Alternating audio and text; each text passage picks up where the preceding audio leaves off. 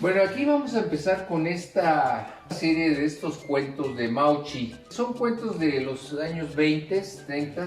Al acabar la revolución, los gobiernos revolucionarios hicieron varios cuentos de este tipo para tratar de hacer una política oficial nacionalista acerca de pasajes de la historia de México. Muchas veces no están apegados a la realidad, pero tenían esa finalidad de que mucha gente aprendiera historia de una manera lúdica.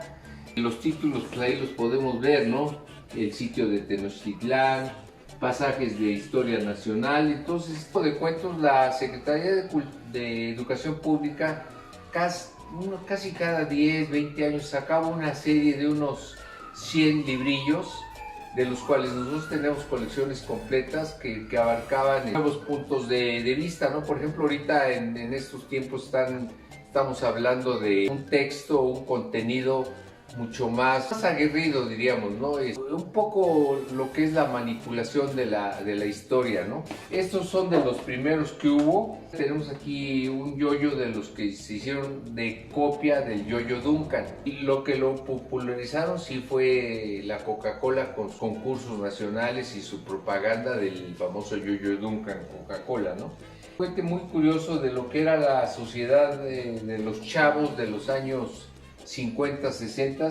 Era una cajita que traía dos baterías. Entonces aquí se ponía un brochecito con camisa larga. Entonces te decían, oye, saludos, y ese brochecito te daba una descarga eléctrica al estilo de los que pues ya no se usan, de los de las cantinas, ¿no? Que mediante un magneto, un rotor, daban los toques, ¿no? Y el que más aguantaba pues era el más chicho. Entonces, había juegos muy gachos en esa época, en la época de los 50, 60. Había juegos muy gachos en esa época, en la época de los 50, 60. Uno de ellos era un juego terrible que era los ligazos, porque sí eran algo aterrador, ¿no?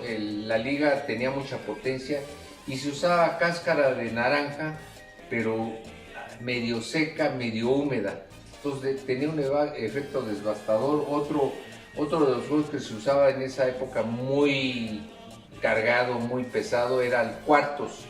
O sea que cada 15 minutos tú podías ver a un amigo y si lo agarrabas distraído le pegabas un guamazo, pero aquí, en la clavícula, ¿no?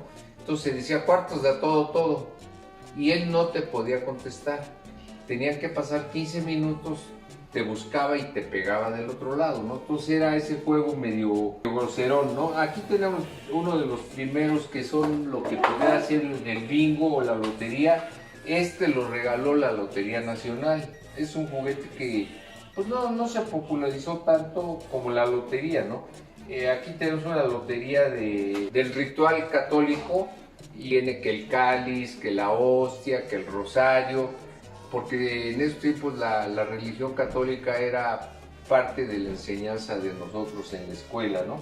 Ahí abajo pues tenemos el valero, como ya lo vimos. Otros de los grandes juguetes de México fueron las resorteras, que dentro de lo fácil que parecen ser, no eran fáciles de hacer porque no encontrábamos árboles que tuvieran la B para meter entre ellos los hules, pararlos, ¿no? Ese de ahí es un elefante hecho en México a manera de los elefantes de rompecabezas del oriente, ¿no?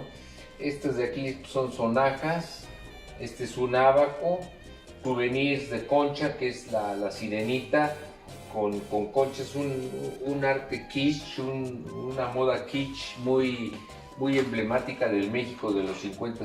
Y este es uno de los grandes juguetes de los niños de México de los 50 y 60, que son los palitos chinos. Los palitos chinos se hacían así y se soltaban y quedaba el monte, y el chiste era ir quitando uno por uno y ganaba el que más juntaba, ¿no? Yo ahí le llamo que los palitos chinos eran el juguete favorito de los chinos.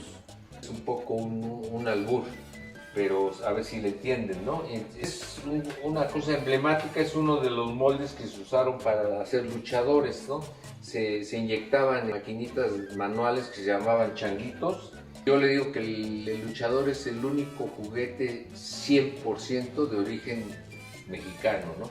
Una locomotora hecha manualmente.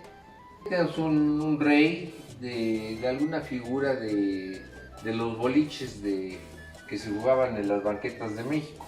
Bueno, pues vamos a pasar a otra vitrina. Por aquí nos veremos.